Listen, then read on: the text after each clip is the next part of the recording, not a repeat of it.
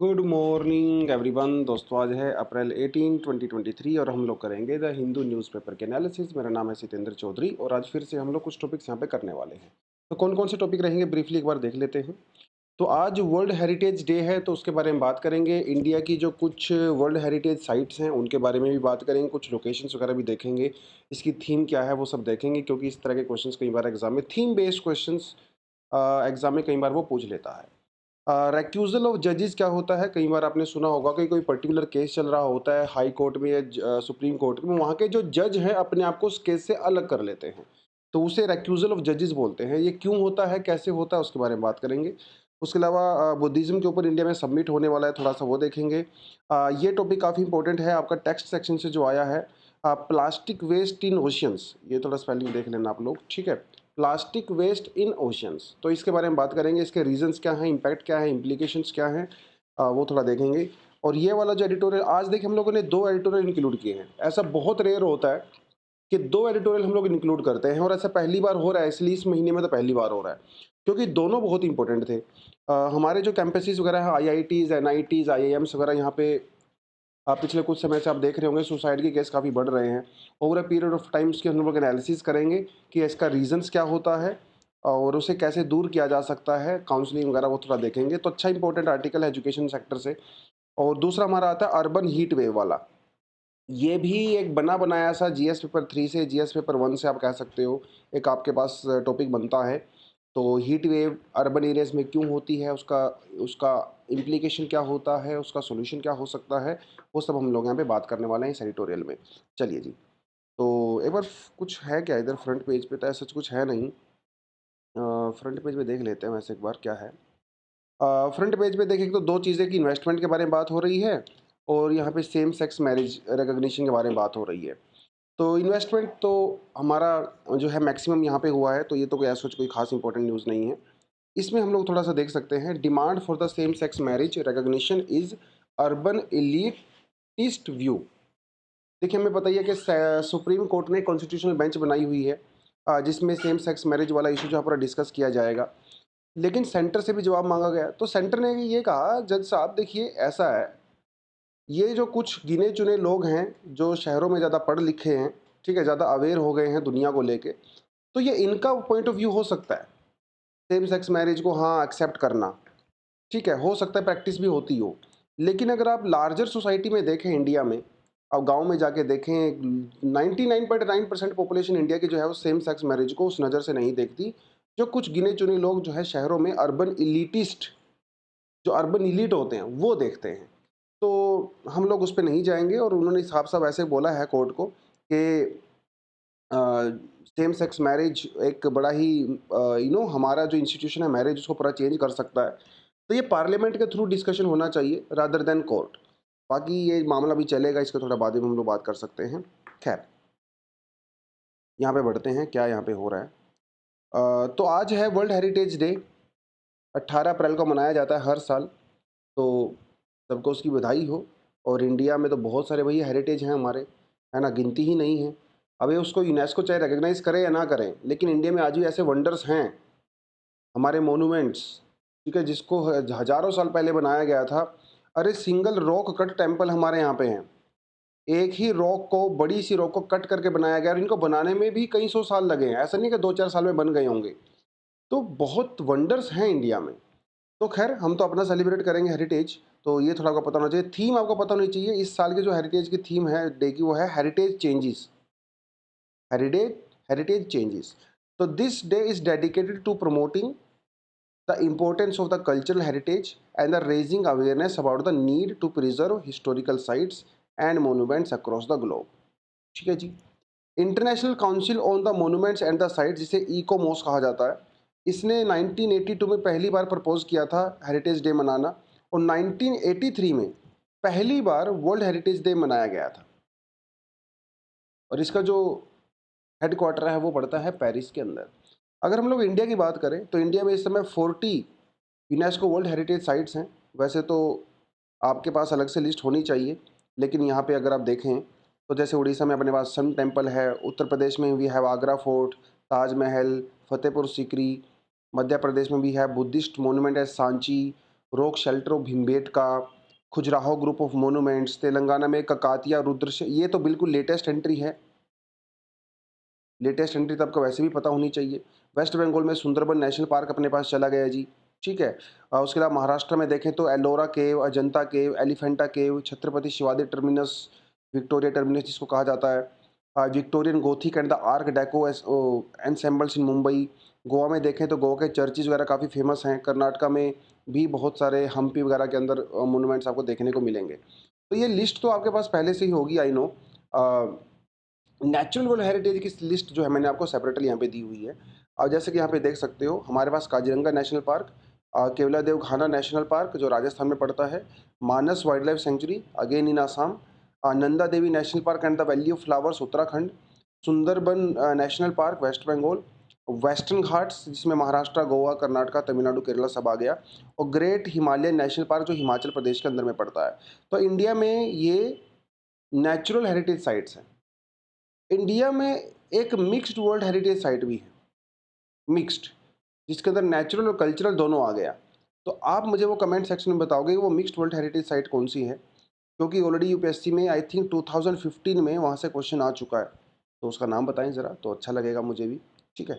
और लेटेस्ट जो एंट्री है वो तो आप यहाँ पे क्लियरली देख सकते हो, 27 जुलाई 2021 को धोलावीरा को ऐड किया गया था as a Harappan city in Rann of Kutch. ये इंडिया की 40th जो है यूनेस्को वर्ल्ड हेरिटेज साइट बनी थी। उसके अलावा 25 तारीख को यूनेस्को ने जो है रुद्र शेरवा टेम्पल, रामप्पा टेम्पल जिसको कहा जाता है, ये हम लोगों ने लास्ट ईयर काफ़ी अच्छे से डिटेल में डिस्कशन किया था, ठीक है, पालामेट और तेलंगाना के अंदर, इसको भी लिस्ट के अंदर डाला था। तो ये हमारा 39th था बेसिकली, और ये ऊपर वाला जो है 40th था। तो ये थोड़ा आपको आइडिया होना चाहिए। चलिए जी, justice Joseph recuses from hearing plea against the Goyal's appointment. तो गोयल जी को अभी इलेक्शन कमिश्नर जो है वो अपॉइंट किया गया था, और काफ़ी कंट्रोवर्सी रही इनके अपॉइंटमेंट के बारे में, क्योंकि एक दिन के अंदर ही इनको अपॉइंटमेंट कर लिया गया, ओनली 1 डे। तो कई महीनों से पोस्ट खाली पड़ी हुई थी और एक दिन में भर दिया गया। तो इन्होंने एक दिन में रिज़ाइन भी कर दिया, रिज़ाइन एक्सेप्ट भी हो गया, स्क्रीनिंग प्रोसेस भी हो गई, नाम भी क्लियर हो गया। दिन नहीं, 2-4 घंटे में ही सब कुछ हो गया। तो इससे साफ-साफ पता लगता है कि भाई ये प्रोसेस के अंदर जो है झोल है ना? और इलेक्शन कमिश्नर को इंडिपेंडेंट होना चाहिए। सरकार का दबाव उनके ऊपर नहीं होना चाहिए। वो तभी होगा जब उनको ऑटोनॉमी मिलेगा, और ऑटोनॉमी तभी मिलेगा जब उनकी सिलेक्शन में गवर्नमेंट का हाथ कम से कम होगा। ठीक है, गवर्नमेंट का हाथ हो सकता है, लेकिन साथ में अपोजिशन का भी यहाँ पे डिसीजन मेकिंग होनी चाहिए, और कोर्ट की इंटरवेंशन भी होनी चाहिए। इसीलिए इलेक्शन कमिश्नर की जो अपॉइंटमेंट है उसकी इंडिपेंडेंस को लेके काफ़ी सारे सवाल खड़े हुए मिस्टर गोयल के बारे में, और सुप्रीम कोर्ट के अंदर ये पिटीशन भी डाली गई है कि भाई ये जो प्रोसीजर है इलेक्शन कमिश्नर को सिलेक्ट करने का, अपॉइंट करने का, उसके अंदर काफ़ी झोल है, वो इंडिपेंडेंट नहीं है, तो उसके अंदर थोड़े से चेंजेस किए जाएँ।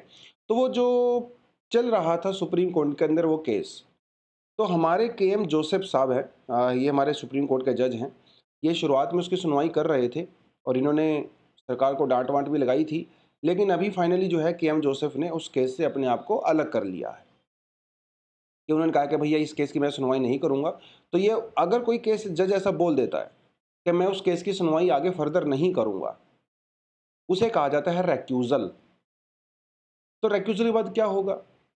अगर वो जज नहीं कर रहे हैं सुनवाई, तो फिर वो मामला दोबारा से सीजीआई के पास जाता है, और सीजीआई जो है उस केस को फिर किसी नई बेंच को दे सकते हैं, या किसी उस बेंच में किसी नए जज को अपॉइंट कर सकते हैं, ठीक है। तो ये तो प्रोसीजर रहता है। तो रेक्यूजल ऑफ जजेस, हालांकि ये पुराना सा टॉपिक है, वेस्ट बंगाल के अंदर भी कुछ जजेस ने अपने आप को रेक्यूजल किया था जब वहाँ पे इलेक्शन के बाद वायलेंस हुआ था, तभी हम लोगों ने इस टॉपिक को पढ़ा था। बट क्या रेक्यूजल को लेके हमारे कॉन्स्टिट्यूशन के अंदर कोई प्रोसीजर है? नहीं है, कोई प्रोसीजर नहीं है।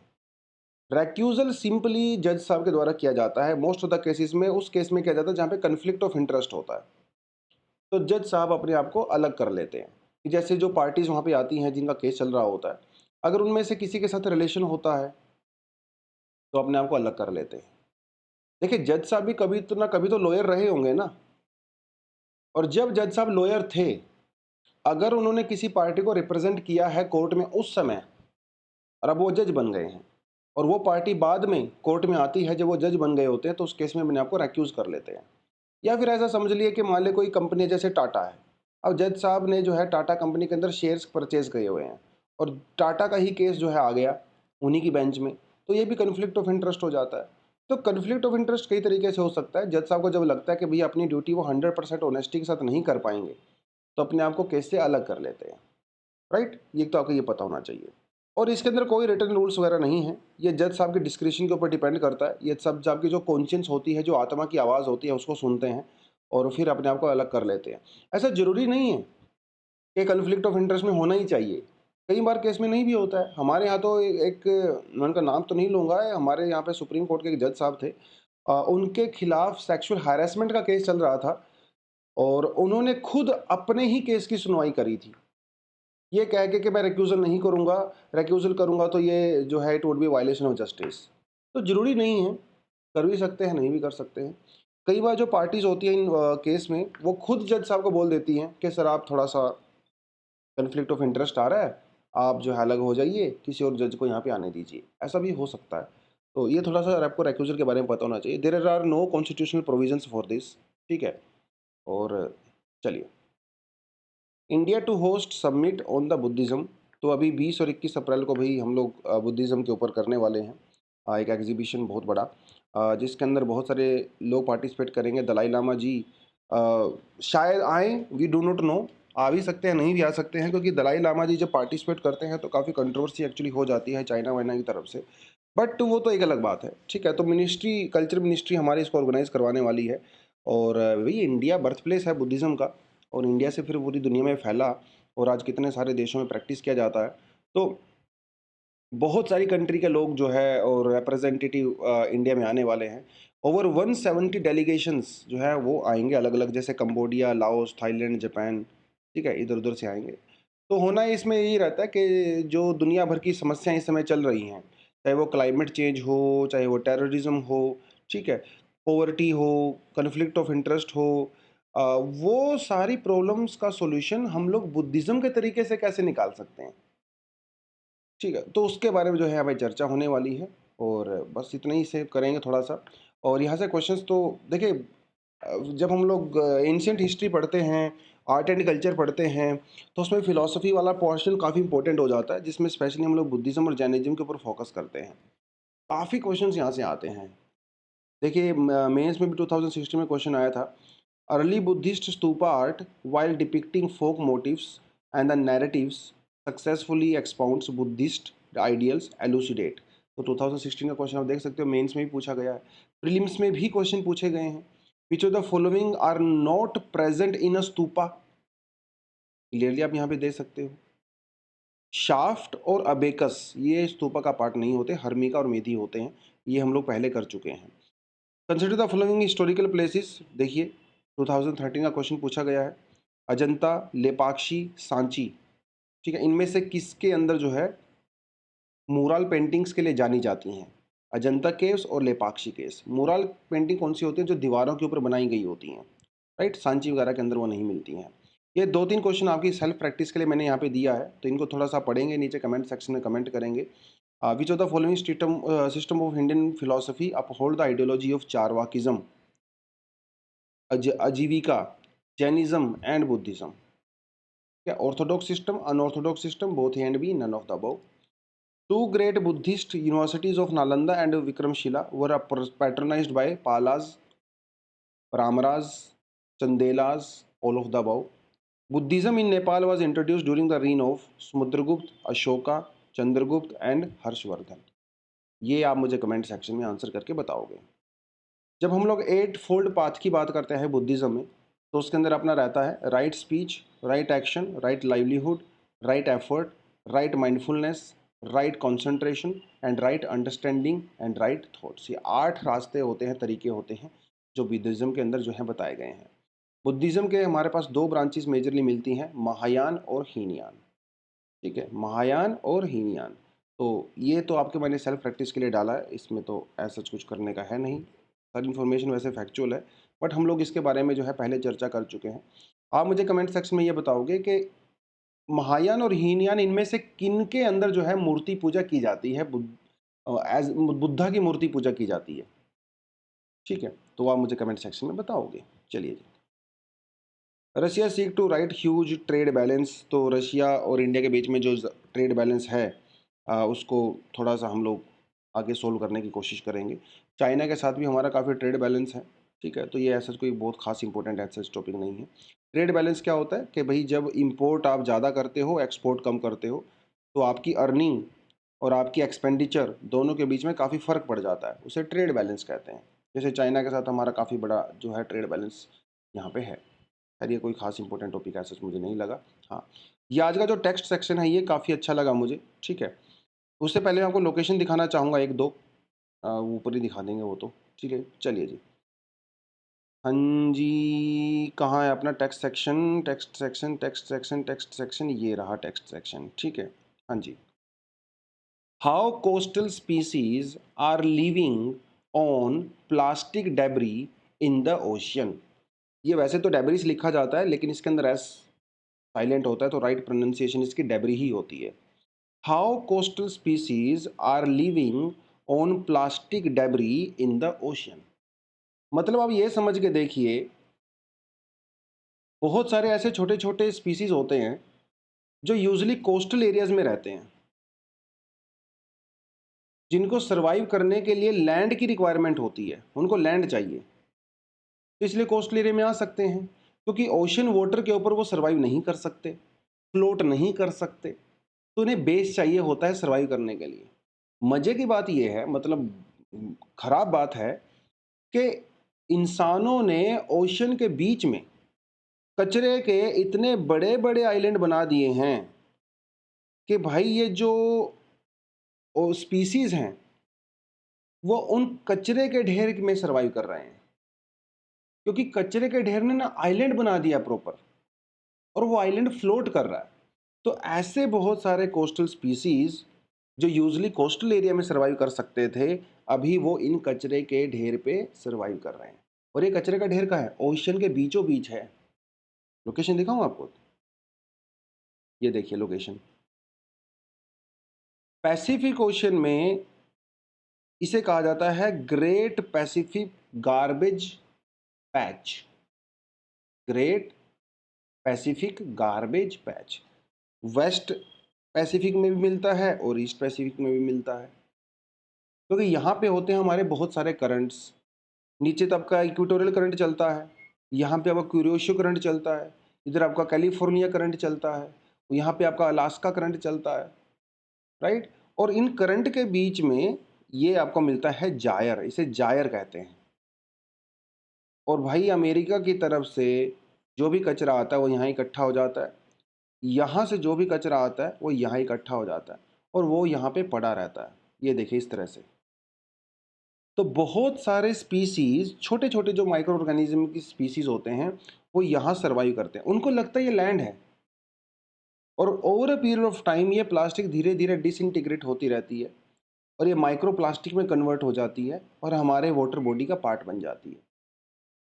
और ये बहुत सीरियस समस्या है जो आज इस आर्टिकल के अंदर बेसिकली डिस्कस की गई है। तो एक नई स्टडी के बारे में बेसिकली वो बात कर रहे हैं। देखिए हमारे जब हम लोग हिस्ट्री, अर्थ की हिस्ट्री को डिवाइड करते हैं तो उसके अंदर अलग अलग एरास को हम लोग मेज़र करते हैं, है ना। जैसे प्री कैम्ब्रियन, कैम्ब्रियन, है ना, Palaeolithic, Mesozoic era, Cenozoic era, आपने सुना होगा ये सब नाम्स, है ना। इसके अलग अलग जो है वो हम लोग मेंशन करते हैं। ऐसा ही एक इपोक होता है जिसे कहा जाता है एंथ्रोपोसिन इपोक। एंथ्रो का मतलब होता है something which is related to human beings. Anthropocene epoch क्या है? हालांकि कोई ऐसा स्टैंडर्ड वर्ड नहीं है ये, लेकिन ये वो समय है अर्थ की हिस्ट्री में जहाँ पे इंसानों ने डोमिनेट किया है, होमोसेपियंस ने। तो इंसानों ने कब से डोमिनेट करना शुरू किया अर्थ को? देखा जाए नेचुरली तो हम लोग नेचर का ही पार्ट हैं, लेकिन इंसान इतना एडवांस हो चुका है कि हम लोग नेचर को पूरी तरह से चेंज कर दे रहे हैं। तो this Anthropocene epoch actually denotes that era where humans actually impacted our nature more rather than nature impacts human। इसे कहा गया एंथ्रोप। कुछ लोग कहते हैं कि भाई इसे हम लोग ना फर्स्ट न्यूक्लियर वेपन से जो है मेजर करेंगे। उसके बाद ये शुरू होता है। कुछ लोग कहते हैं नहीं, इंडस्ट्रियलाइजेशन से स्टार्ट होता है। कुछ लोग ये कह सकते हैं कि भैया जब इंसान ने एग्रीकल्चर शुरू किया था तो वहाँ से स्टार्ट होता है। तो इसके बारे में ऐसा कोई अभी डिबेट नहीं है। लेकिन कुछ लोगों का ये कहना है कि जब से इंसान ने प्लास्टिक बनाई, तब से हम लोगों ने नेचर को पूरी तरह से चेंज कर दिया। और ये प्लास्टिक बाद में हमारे रिवर्स का, फॉरेस्ट का, सोइल का, रॉक्स का, हर जगह का पार्ट बन रही है। हर जगह आज के टाइम में आपको प्लास्टिक देखने को मिलती है। प्लास्टिक अजर है, प्लास्टिक अमर है, प्लास्टिक ओमनी प्रेजेंट है, सारी दुनिया में पाई जाती है। माउंट एवरेस्ट की चोटी से लेके डीप ट्रेंचेस तक जो ओशंस के अंदर पाई जाती हैं, वहाँ पे आपको प्लास्टिक नज़र आती है। और ये जो स्पीसीज़ की हम लोगों ने बात किया था, ठीक है? और ये जो ग्रेट पैसिफिक गार्बेज के अंदर सर्वाइव करते हैं, ये तो बड़ा इंटरेस्टिंग सा ही एक किस्सा है अपने आप में। जो नॉर्थ पैसिफिक सब ट्रॉपिकल जायर, जिसकी मैंने आपको अभी पिक्चर भी दिखाई थी, ये क्लॉकवाइज डायरेक्शन के अंदर इस तरह से मूव करता है, ठीक है? और यहाँ पे जो है 51 पैसिफिक रिम कंट्रीज़ होती हैं जो पैसिफिक ओशन को बॉर्डर करती हैं। तो इनका सबका कचरा जो है यहाँ पे जमा हो जाता है और लेटर ऑन ये एक आइलैंड का पार्ट बन जाता है, जिसे कहते हैं ग्रेट पैसिफिक गार्बेज पैच। और ये 1.6 मिलियन स्क्वायर किलोमीटर बिग है और 50 साल से पुराना है। तो ये एक आइलैंड का रूप इसने ले लिया है। और इससे बाद में माइक्रो प्लास्टिक्स वगैरह जो हमारे ओशन बॉडी का पार्ट बनती हैं। और यहाँ पे कुछ स्पीसीज़ जो हैं वो सर्वाइव करते हैं, जैसा कि इन्होंने यहाँ पे बताया है। इस बेसिकली पूरे आर्टिकल का मतलब यही है कि कुछ स्पीसीज़ जो है यहाँ पे सर्वाइव करते हैं, कुछ इन्वर्टेब्रेट्स, पेलाजिक स्पीसीज़ यहाँ पे सर्वाइव करते हैं। मतलब आप ये समझ लीजिए कि जो स्पीसी पहले कोस्टल एरिया में होते थे, अभी वो बीच ओशन के बीच में भी होने लगे हैं, ठीक है? ओपन ओशन वाले जो स्पीसीज़ हुआ करते थे, पेलाजिक स्पीसीज़, उनकी मात्रा बल्कि कम हो गई है, क्योंकि these are actually floating islands, garbage floating islands. तो बहुत सारे जो एंथ्रोपोड्स वगैरह हैं, मोलस्किस वगैरह हैं, वो यहाँ पे सर्वाइव कर जाते हैं, क्योंकि उनको जगह मिल जाती है। खासकर क्रस्टोसिन्स टाइप के जो स्पीसीज़ होते हैं, वो सब करके, ठीक है? तो where were the organisms from? तो वहाँ पे जो स्पीसीज़ को उन्होंने देखा, भैया कहाँ से आते हैं? तो उन्होंने बस देखिए, प्लास्टिक कहाँ से आ रही है? पहली बात तो ये भी तो बड़ी बात है ना, प्लास्टिक कहाँ से आ रही है, ऑर्गेनिजम्स कहाँ से आ रहे हैं? तो प्लास्टिक का देखिए उन्होंने ये कहा कि यार मोस्टली केसेस में जो प्लास्टिक होती है, उसके ऊपर कोई ऐसा मार्किंग नहीं होती है कि वो कहाँ से आया, पता नहीं लगता है। बट जितना थोड़ा बहुत आपको मिला है, उससे यही पता चलता है कि जापान से, नॉर्थ अमेरिका से और मेजरली साउथ ईस्ट एशिया से जो कबाड़ होता है, गार्बेज होता है, at the end of the day वो यहाँ पे चला जाता है। और ये जो स्पीसीज़ की हम लोग बात कर रहे हैं, जो कोस्टल एरिया में पाए जाते थे, भैया वो धड़ल्ले से रिप्रोडक्शन भी कर रहे हैं यहाँ पे, तो उनकी संख्या भी यहाँ पे बढ़ रही है, ठीक है? तो ये कुछ-कुछ चीज़ें उन्होंने यहाँ पे कही हैं, बाकी तो इसमें और कुछ आई डोंट थिंक सो इस लास्ट वाले पैराग्राफ में खास ऐसा कुछ इम्पोर्टेंट था। तो पॉलीथीन, हाँ, एक चीज़ और इम्पोर्टेंट ये है कि धीरे-धीरे क्या हो रहा है, पॉलीथीन और प्लास्टिक जो है, वो हमारे जियोलॉजी का पार्ट भी बन रहे हैं। ब्राज़ील के अंदर ये केस देखे गए हैं कि भई जो प्लास्टिक है, वो मेल्ट होके हमारी रॉक्स का पार्ट बन गई है। रॉक्स की लेयर के बीच में आपको प्लास्टिक की लेयर देखने को मिलती है और ये प्लास्टिक लेयर रॉक का इंटीग्रल पार्ट बन गई है। तो आज और ये हमेशा हमेशा के लिए वहाँ पे चली गई है, for next billions of years that plastic would be there. तो एक नई तरह की जियोलॉजी हमें देखने को मिल रही है। तो इंसानों ने भाई हमारा जियोलॉजिकल ही स्ट्रक्चर चेंज कर दिया अर्थ का। तो प्लास्टिक इतनी बड़ी और ख़तरनाक चीज़ है, तो इसको थोड़ा सा कंट्रोल करने की तो खैर ज़रूरत है ही। वो सब होगा, जब वो होगा देखी जाएगी। होना चाहिए, ठीक है? चलिए, तो एडिटोरियल क्या कहता है, और ये एडिटोरियल जो आज का है वो एक्चुअली वरुण गांधी जी ने लिखा है, फिरोज़ वरुण गांधी जी। और इन्होंने एक्सट्रीम हीट के बारे में लिखा है। और इसमें कोई पॉलिटिकल स्टेटमेंट नहीं है, एकदम पूरी तरह से मैं तो कहूँगा कि एकेडमिक टाइप का आर्टिकल ये दिया गया है, क्योंकि वरुण गांधी जी की बुक आई थी थोड़े समय पहले अर्बन प्लानिंग वगैरह के बारे में। तो उसके बाद इन्होंने कई सारे आर्टिकल ऐसे लिखे हैं पेपर में। तो क्या कहते हैं भाई वरुण गांधी जी? वरुण गांधी जी देखिए क्या कह रहे हैं, वरुण गांधी जी ये कह रहे हैं कि भाई हमारे यहाँ पे जो अर्बन टेम्परेचर है वो साल दर साल इंक्रीज होता जा रहा है। ठीक है, मेजरली फोकस इनका अर्बन सेंटर के ऊपर ही है बेसिकली। इन्होंने ये कहा कि 1990s और 2019 के बीच में जो समर टेम्परेचर है, जो गर्मियों का तापमान है, वो 0.5 से लेकर 0.9 डिग्री सेंटीग्रेड इंक्रीज हो गया है। स्पेशली कहाँ पे? पंजाब, हरियाणा, उत्तर प्रदेश, बिहार और राजस्थान में। लेकिन सिर्फ समर टेम्परेचर की ही बात नहीं है, विंटर टेम्परेचर भी काफ़ी इंक्रीज हुआ हमारे यहाँ पे।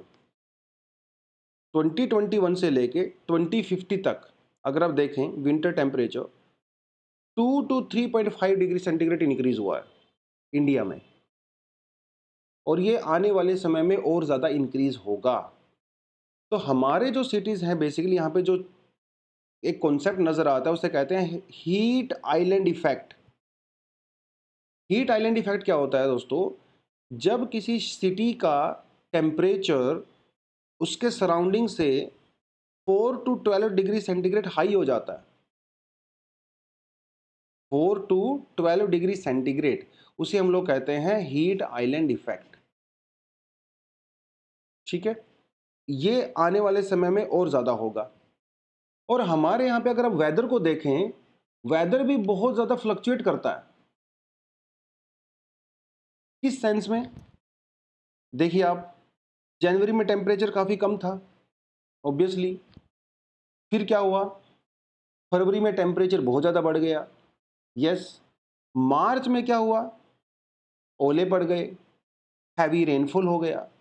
तो यहाँ पे बारिश भी ना कोई भरोसा नहीं है। और ये जो हीट वेव चलती है और बिना टाइम के बारिश हो जाती है, इसका हमारे क्रॉप्स के ऊपर इम्पैक्ट पड़ता है। जैसे क्यूमिन क्रॉप्स की बात करी इन्होंने, तो 90% जो क्यूमिन क्रॉप इंडिया में है वो गुजरात और राजस्थान में पैदा होती है।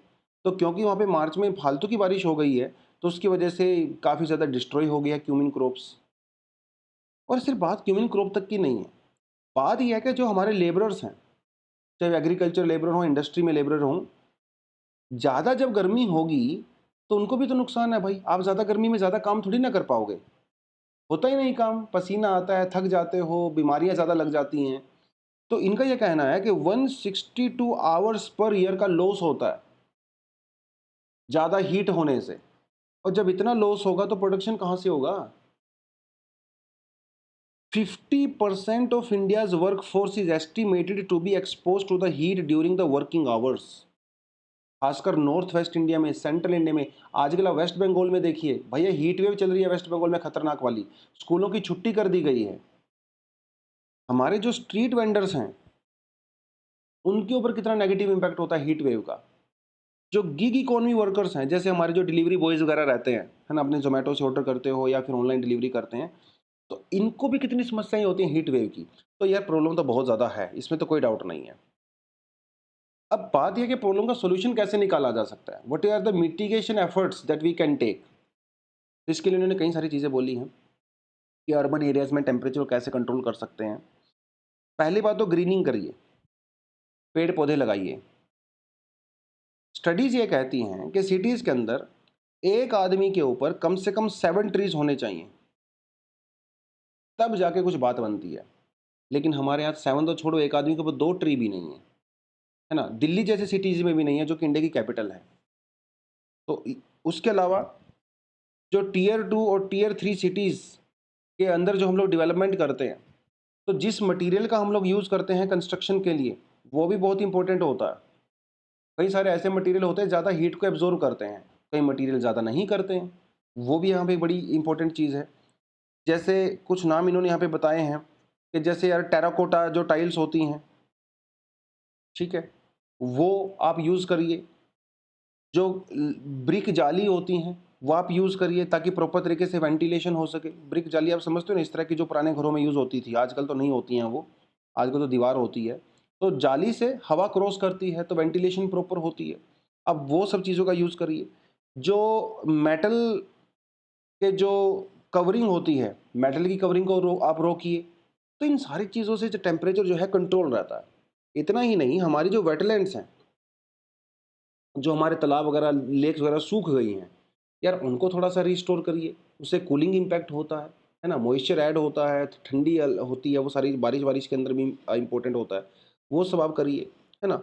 जो मेटल रूफ वगैरह शीट होती हैं उसको तो रिमूव ही करना है खैर, वो तो इन्होंने यहाँ पे बताया ही है। उसके अलावा जो कुकिंग हम लोग करते हैं घरों के अंदर, लकड़ी का यूज़ करते हैं आज भी बहुत सारे लोग, उपलों का यूज़ करते हैं, काऊ डंग से बने हुए होते हैं, तो उससे इंडोर पॉल्यूशन तो होता ही है, साथ के साथ उससे हीट भी इंक्रीज़ होती है ना? आप उसको बंद करिए और एलपीजी सिलेंडर के थ्रू जो है खाना बनाइए और उनको प्रोवाइड करवाइए, वो सारी चीज़ें हैं। अगर और स्ट्रीट्स को चौड़ा करिए, नेचुरल वेजिटेशन लगाइए, पेड़-पौधे लगाइए सड़कों के दोनों तरफ। चंडीगढ़ के इन्होंने स्पेशली यहाँ पे एग्ज़ाम्पल दिया है। वेल प्लान्ड सिटी है, चंडीगढ़ के अंदर पेड़ लगे हुए हैं, गार्डन्स बने हुए हैं, पार्क्स बने हुए हैं, सुखना लेक वहाँ पे है, तो उनकी वजह से चंडीगढ़ में टेम्परेचर बहुत ज़्यादा नहीं हो पाता है, क्योंकि प्रॉपर अर्बन प्लानिंग की गई है। उसके अलावा पब्लिक ट्रांसपोर्टेशन का ज़्यादा से ज़्यादा यूज़ करिए, प्राइवेट व्हीकल्स को कम से कम यूज़ करिए, इससे कंजेस्शन तो कम होगा ही होगा, टेम्परेचर का भी कंट्रोल हो सकता है। जो लैंडफिल्स होती हैं जहाँ पे कूड़ा-कचरा इकट्ठा होता है ना? उनको प्रॉपर तरीके से मैनेज करिए, क्योंकि वहाँ से निकलती है मीथेन और मीथेन से फर्दर टेम्परेचर राइज़ होता है, बहुत ज़बरदस्त ग्रीन हाउस गैस होती है, राइट? तो और उसके अलावा जैसे वेस्ट सेग्रीगेशन हो गया, वो यहाँ पे सॉलिड वेस्ट मैनेजमेंट भी यहाँ पे बहुत ज़रूरी है। फ़ोरकास्टिंग भी बहुत ज़रूरी है, जैसे मानसून की फ़ोरकास्टिंग करते हैं, ऐसे हीट वेव की फ़ोरकास्टिंग भी होनी चाहिए। जनता को एडवांस में पता होना चाहिए कि हीट वेव आ सकती है, तो पहले से कुछ ना कुछ तैयारी करेंगे, है ना? और सिर्फ इतना ही नहीं, वो जो फ़ोरकास्टिंग करते हैं, उसका फूड प्रोडक्शन के ऊपर क्या इम्पैक्ट होगा, वो सब प्रॉपर तरीके से फ़ोरकास्टिंग होनी चाहिए। तब जाके जो है कुछ ना कुछ सॉल्यूशन यहाँ पे हो सकता है। तो समस्याएँ हैं, खैर सॉल्यूशन भी होना ही चाहिए। तो these are some of the points जो कि वरुण गांधी जी ने बताए हुए हैं और यहाँ से सीधा-सीधा सा क्वेश्चन बनता है। आपका क्वेश्चन कैसे बन सकता है? वो आपसे सीधा पूछेगा, what is heat island effect? Heat island effect, discuss the causes behind it and possible solutions. 150 word में भी पूछ सकता है, 250 वर्ड्स में भी पूछ सकता है, ठीक है? What is heat island effect? Discuss the causes behind it with some solutions. इस तरह से आपसे क्वेश्चन पूछ सकता है, ठीक है? चलिए, एक और आर्टिकल जो अपने पास यहाँ पे एडिटोरियल आता है वो ये है, culture of the cohesion to save young lives on the campuses. तो शुरुआत तो अच्छी नहीं हुई आर्टिकल की, वैसे थोड़ी ख़राब न्यूज़ से ही हुई है। इनका ये कहना है कि भैया 2018 और 2023 के बीच में अनफॉर्चुनेटली 61 स्टूडेंट्स ने सुसाइड किया है इंडिया में, जिसमें 33 स्टूडेंट आईआईटी से थे, 24 स्टूडेंट एनआईटी से थे, 4 स्टूडेंट जो है आईआईएम से थे और थोड़े इधर उधर से जो है थोड़े स्टूडेंट थे। तो एक तो इन्होंने ये बताया, समस्या तो खैर बहुत बड़ी है और इसके अंदर भी जो एक पॉइंट उन्होंने यहाँ पे ऐड किया है वो ये कहा है कि जो मोस्टली जो सुसाइड्स हुए हैं उनमें से मोस्टली स्टूडेंट जो है वो एससी कैटेगरी से, एसटी और ओबीसी क्लास से या फिर इकोनॉमिकल वीकर सेक्शन से बिलोंग करते थे। तो यानी कि समस्या कहीं है यहाँ, तभी तो एससी, एसटीज़ और ओबीसीज़ में से ज़्यादा सुसाइड हो रहे हैं। तो उसके प्रॉब्लम को जो इन्होंने यहाँ पे हाईलाइट किया है, campuses are now in personal spaces. In personal spaces मतलब ये एक सोशल गैदरिंग और ग्रुपिंग और बहुत सारे अलग-अलग जगह से लोग यहाँ पे आते हैं, इकट्ठे होते हैं, अपने विचार शेयर करते हैं, अपना कल्चर लेके आते हैं, अपनी-अपनी बायसनेस लेके आते हैं। तो ये एक इम्पर्सनल स्पेस होता है। ये आपके घर जैसा नहीं होता है कैंपस। क्या आपके पास अपने पर्सनल कमरा होता है, उसके अंदर बैठिए, आपकी इंडिपेंडेंस है, कोई आपको तंग नहीं करेगा। यहाँ पे ऐसा नहीं होता है। तो क्योंकि इम्पर्सनल स्पेस होता है, तो यहाँ पे और आजकल क्या है कि भई आजकल छोटी फैमिली का जो है ट्रेंड चल रहा है ना? फैमिली सपोर्ट उसकी वजह से कम हो रहा है because of the nuclear families, या फिर पेरेंट्स वर्किंग होते हैं, उनके पास बच्चे के लिए टाइम ही नहीं है। तो डिफरेंट तरह की पेरेंटिंग यहाँ पे चल रही है। क्योंकि जॉइंट जो फैमिलीज़ होती थीं, वहाँ पे प्रॉपर तरीके से बच्चे की मेंटरिंग होती थी, लोग उसका ध्यान रखते थे। लेकिन इंडिविजुअलिज़्म के ज़माने में वो चीज़ें हो ही नहीं पा रही हैं। तो इमोशनल डिस्ट्रेस भी है स्टूडेंट्स को, है ना? जिसको हम लोगों ने टारगेट करना है। और हायर एजुकेशन इंस्टीट्यूशंस के अंदर भी जो है बड़ी प्रॉब्लम्स होती हैं, क्योंकि बच्चे प्रॉपर तरीके से कम्युनिकेट नहीं कर पाते। क्यों? ना तो वो सीनियर के साथ कर पा रहे हैं, ना एडमिनिस्ट्रेशन के साथ कर पा रहे हैं और घर से दूर रहते हैं तो वैसे भी इमोशनल सपोर्ट नहीं है। तो बहुत सारे बच्चे अलग-थलग यहाँ पे फ़ील करते हैं। क्लासरूम इंटरेक्शन भी सिर्फ पढ़ाई के बारे में ही होती है, बाकी बातें होती ही नहीं वहाँ पे भी, राइट? सारे का सारा चीज़ें जो है पढ़ाई करने में, प्रैक्टिकल करने में, एग्ज़ाम करने में वही चला जा रहा है। टीचर के पास प्रॉपर टाइम ही नहीं है बच्चे के साथ बात करने का। तो हर चीज़ें ना काफ़ी फॉर्मल हो गई हैं, स्टैंडर्डाइज़ हो गई हैं, जिसकी वजह से एक रोबोटिक टाइप का जो है इकोसिस्टम बन गया है। पर्सनल टच खत्म हो गया है। स्टूडेंट्स का खुद भी, स्टूडेंट्स का टीचर्स के साथ भी और अपनी फैमिली के साथ तो ऑफ कोर्स हो ही रहा है। तो सुसाइड के केसेस तो बढ़ेंगे ही। उसके अलावा जैसे इन्होंने कहा एकेडमिक प्रेशर बहुत ज़्यादा होता है, भई रिज़ल्ट लेके आना है आपको, आपका जो है सीजीपीए लेके आना है, उसका प्रेशर तो बढ़ ही रहा है क्योंकि बाद में फिर जॉब्स वगैरह में वो सब चीज़ें काम आती हैं। Family circumstances, personal reasons, different kind of stress, financial distress, caste based discrimination भी होता है। कई बार खुलेआम होता है लेकिन मेजॉरिटी ऑफ टाइम पर्दे के पीछे होता है। इतने सटल वे में होता है कि पता भी नहीं चलता है। और लेकिन वो समस्या ये है कि हमारे पास फॉर्मल मैकेनिज़्म नहीं है हमारे इंस्टीट्यूशंस के अंदर। हालाँकि कुछ एप्लीकेशंस वगैरह सरकार ने चलाई हैं जैसे दोस्त, साथी, मित्र वगैरह, लेकिन एक्चुअली में बहुत ज़्यादा बेनिफिट मिला नहीं है इनका। तो अवेयरनेस कैंपेन वगैरह चलाना ज़रूरी है और सेंसिटाइज़ करना बहुत ज़रूरी है इस इश्यू को, क्योंकि ये जो चीज़ें क्रिएट हो गई हैं, गैप जो क्रिएट हो गया है, सुसाइड के केसेस बढ़ रहे हैं, बहुत सीरियस मामला है, बहुत ज़्यादा सीरियस मामला है। तो साइकोलॉजिकल काउंसलिंग की बहुत ज़रूरत है और ये नेशनल इम्पोर्टेंस का मुद्दा है। समस्या ये है कि हमारे एजुकेशन इंस्टीट्यूशन के अंदर जो है वो पर्सनली ट्रेन्ड काउंसलर ही नहीं है, जबकि अमेरिका वगैरह में ऐसा नहीं होता है। वहाँ पे पर्सनल काउंसलिंग सेशंस होते हैं स्टूडेंट्स के, जिसमें पूरी तरह से प्राइवेसी रखी जाती है। तो स्टूडेंट आके वहाँ पे अपनी मन की बात बोल सकते हैं। वो स्कूल में भी होता है, वहाँ पे कॉलेजेस वगैरह में भी होता है, हायर इंस्टीट्यूशंस में भी होता है। हमारे यहाँ पे काउंसलिंग, कंसल्टेशन, थेरेपी, इवैल्यूएशन ऐसा कुछ ख़ास चीज़ें होती ही नहीं। और अगर कहीं पे होता भी है तो साइड में कहीं कोने में, कॉलेज के किसी एक कोने में जहाँ पे वो जगह ढूँढने को भी नहीं मिलती है, वहाँ पे कोई काउंसलर बैठा होता है। उसके पास कोई जाता नहीं है, उसे छुपा के रखा होता है। काउंसलर्स टू स्टूडेंट रेशियो हमारे यहाँ पे बहुत कम है। क्लिनिकल थेरेपिस्ट नहीं है, साइकियाट्रिस्ट नहीं है, मेंटल हेल्थ वर्कर्स नहीं हैं, साइकोलॉजिस्ट नहीं हैं। तो ये तो समस्या हमारे यहाँ पे बहुत ज़्यादा है। तो इनका यही कहना है कि भई ये जो काउंसलिंग, थेरेपी और ये सब है, ये डेफ़िनेटली हमारे एजुकेशन इंस्टीट्यूशंस को और ज़्यादा इसके अंदर काम करने की रिक्वायरमेंट है, ठीक है? ताकि इस तरह के केसेज़ वगैरह ना बढ़ें। एकेडमिक प्रेशर तो ऑफ कोर्स बच्चों के साथ पास होता ही है, ग्रेड्स, हायर ग्रेड लेके आने का, बट उसके अलावा भी जो है बहुत सारी चीज़ें कैंपस के अंदर होती हैं।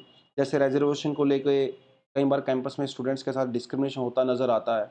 वो टीचर्स भी करते हैं कई बार और दूसरे फेलो स्टूडेंट्स भी कर लेते हैं, है ना? कास्ट बेस्ड गाली-गलौच भी कर दी जाती है।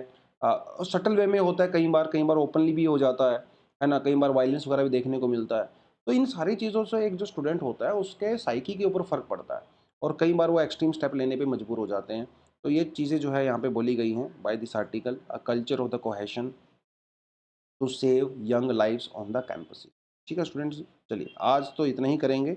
कल कुछ नए आर्टिकल के साथ फिर से मिलते हैं। Thank you very much, all the best, जय हिंद।